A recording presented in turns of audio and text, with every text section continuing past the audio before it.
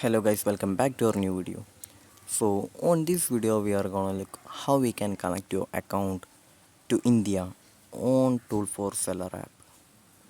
For that, just open the Tool4seller app.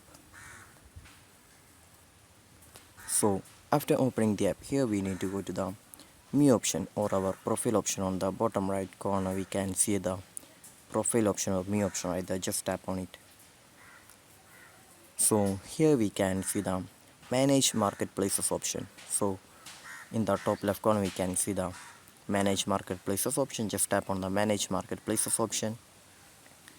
So after tapping on that, here we can see the add more option on the top right corner. Just tap on the add more option.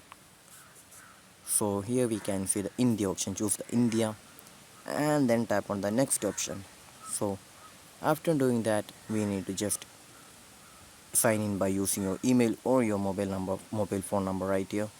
After doing that, we can just connect your account to India on Tool4seller app. So I hope this video was useful for you. So just do like, share, subscribe to our channel. Thank you.